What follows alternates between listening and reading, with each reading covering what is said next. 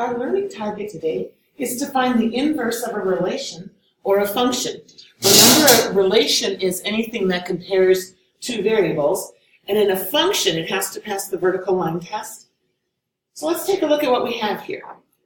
If a relation pairs element A, so like your first element, of its domain with element B, the y value, the range, then the inverse goes to BA. So when we find an inverse of a relation or an inverse of a function, we're just switching the x's and y's around. So what that means, if both a relation and its inverse happen to be functions, they're inverse functions. However, just because a relation is a function doesn't mean its inverse is. So let's take a look at this. Here we have a relation, they just called it R.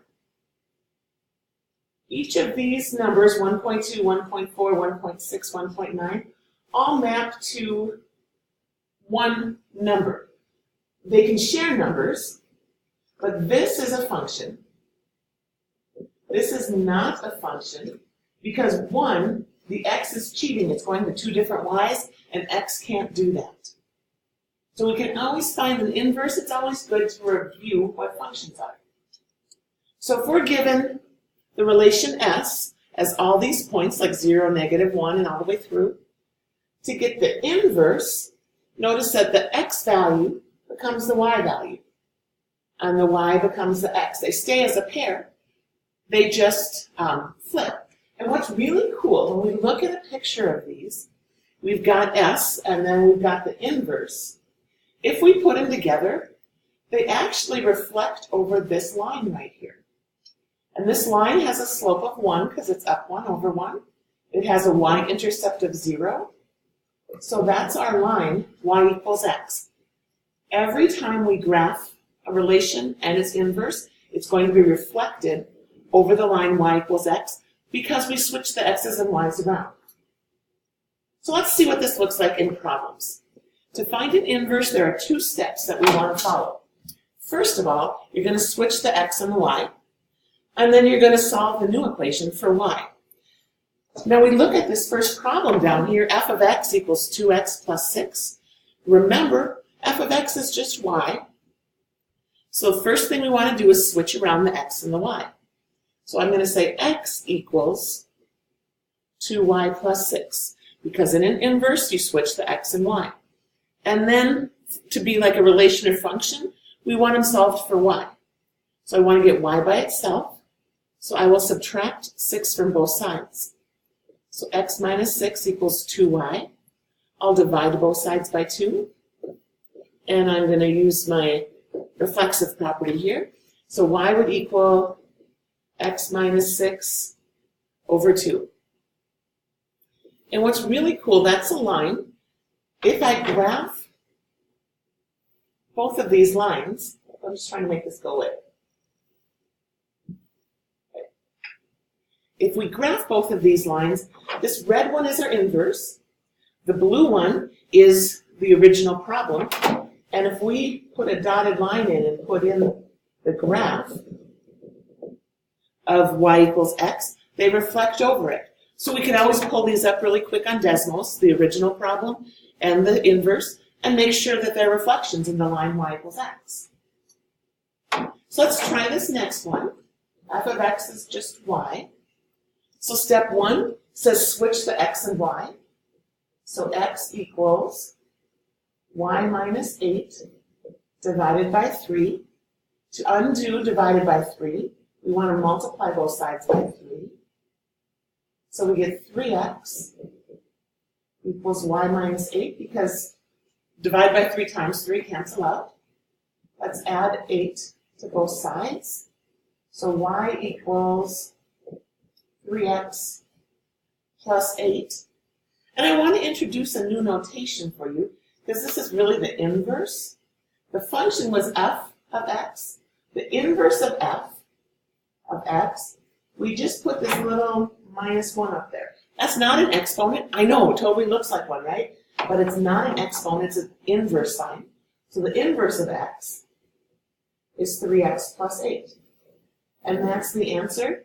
Again, if we wanted to put both of those into decimals and see how they look, we see that indeed they are a reflection of each other over the line y equals x. You're not required to graph in your homework. I'm just checking. At the bottom of the page here, let's switch our x and y around again.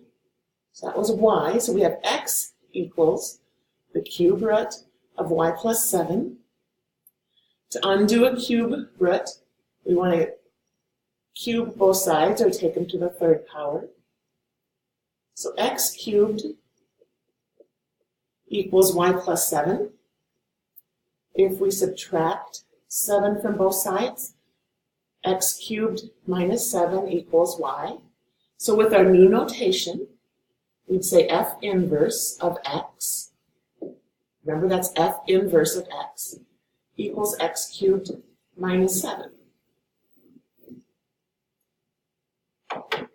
And if we wanted to check our work on that, this is what our functions look like.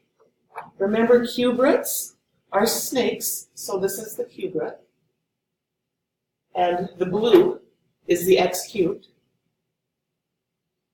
And what we're checking for is, are they symmetric over the line y equals x, which is like this 45-degree line. And they are, so of course we're writing it. Get that out of the way. Oops.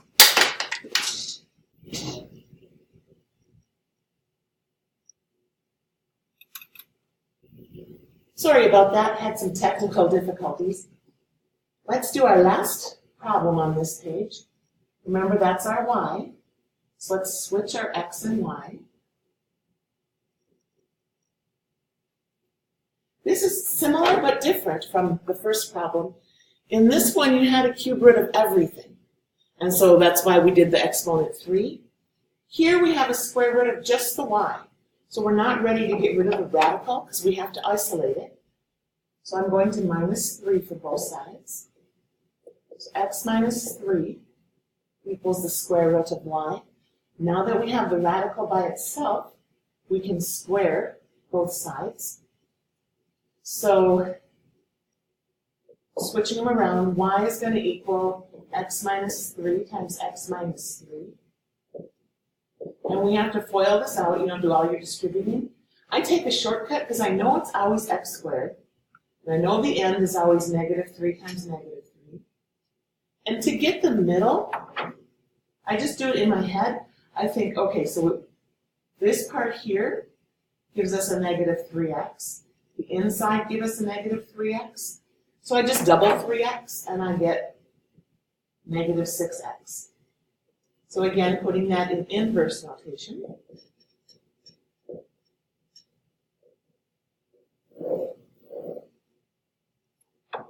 And then if I took a peek at this graph and I put both of them into decimals, they come out so that they are reflected over the line y equals x. Oops, I missed. But y equals x. And let's take a look at these last ones here. Same steps apply all the way through. We want to switch the x and y. That's the y, remember. So x equals y cubed plus 5, and we need to solve for the 5. I'm sorry, solve for the y. So we're going to subtract 5 from both sides. So x minus 5 equals y cubed. To undo the cubed, we need to take a cube root. So the cube root of x minus 5 is equal to y. And then if we write them in inverse notation, f inverse of x, please don't say f minus 1, it's f inverse of x equals the cube root of x minus 5. And that's our answer. And then if we wanted to double check the graphs of them, we can see, so our graphs are symmetric over the line y equals x. And again, the graphing is just a visual check. You do not have to graph in our homework. And sometimes we ask, wait a minute, we put a radical in. When do I have to do the plus and minus? Plus and minus comes when we put in a radical that has an even index. And that's going to happen in this next problem over here. So we've got y equals x plus 1, the quantity squared. Let's switch around our x and y. And then we want to solve for y. So we need to take the square root of both sides. And because we put that in, and this is an even index, we're going to get a plus and minus on it. So we have plus and minus square root x equals y plus 1. So remember, the square root and the square cancel out. I want to get y by itself, so I'll subtract 1 from both sides. So I have plus and minus square root of x minus 1 equals y. So if I put that in notation, f inverse of x equals plus and minus square root of x minus 1. Now when we come to type this into decimals to check, we have to type in two things. We would type in the positive square root of x minus 1, and then in the next line down, we would type in negative. So there's really three things that we type in, the first problem, and then these two equations. And when we do that, we get a graph like this. The red is our original function. The blue is our inverse. And if you remember the vertical line test, this is not a function. It's not a function because it fails the vertical line test. If we put a vertical line through our graph and it touches more than once, then it's not a function. It's still an inverse, it's just not a function. Let's look at the summary. So with our summary, I want you to answer two things. First of all, how do we find the inverse of a function? So there's just two steps. And then the second part, I want you to choose either of the problem up above, and then next to each line that we wrote, write in this step. Like, why did we take a square root? Why did we subtract? So the step and the reason, and then you'll be done with your summary. Good luck on your worksheet.